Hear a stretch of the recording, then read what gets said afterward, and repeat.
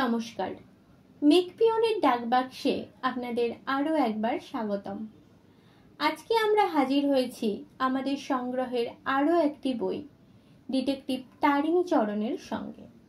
সুলেখক কৌশিক মজুমদার দুমলাটের ভিতরে প্রথম বাঙালি private detective Shri Tarini চরণ রায়ের জীবনের বেশ কিছু উল্লেখযোগ্য রহস্য সমাধা পাঠকের সামনে উপস্থাপন করেছেন ওনার নিজস্ব রচনা শৈলীকে আশ্রয় করে। কথিত আছে, দারোগা প্রিয়নাথ মুখার্জির বন্ধু তারিণী চরণ সমকালীন বিশ্বখ্যাত গোয়েন্দা শার্লক হোমসের সমতুল্য ছিলেন।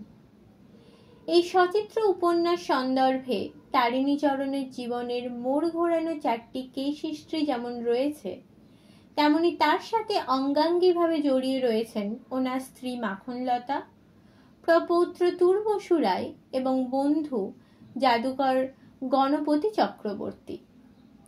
শৈল শহরে মৃত্যুলীলা নিয়ে শুরু হওয়া প্রথম উপন্যাস মৃগতৃষ্ণা আমাদের সামনে তুলে ধরে মাতৃত্বের আকাঙ্ক্ষা বনাম সম্ভোগ, অন্ধবিশ্বাস বনাম বাস্তবতা এবং তা কেন্দ্র করে ঘটে চলা বেশ কিছু খুন ও রহস্যের বৃত্তান্ত।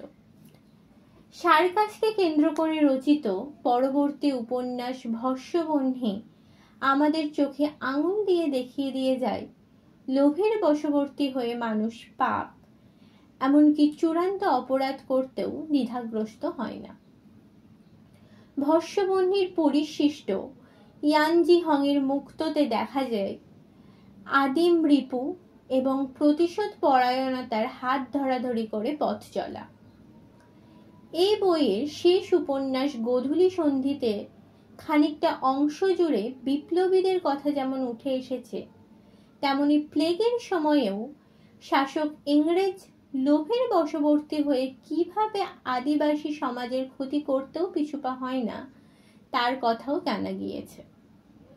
তবে যেটা না বললেই নয়, এই উপন্যাস সন্দর্ভে প্রতিটি ক্ষেত্রেই প্রেম একটি গুরুত্বপূর্ণ ভূমিকা পালন করে এসেছে। বুকফার্ম প্রকাশিত এই বইটি যেমন লেখকের নিপুণতায় পরিপূর্ণ, তেমনি বইটির সুন্দর প্রচ্ছদ এবং পৃষ্ঠার গুণমান পাঠককে মুগ্ধ করবেই, এ কথা না বললেই নয়। আজকে এই পর্যন্তই। দেখা হচ্ছে পরবর্তীতে আরও নতুন নতুন বইয়ের সন্ধান নিয়ে।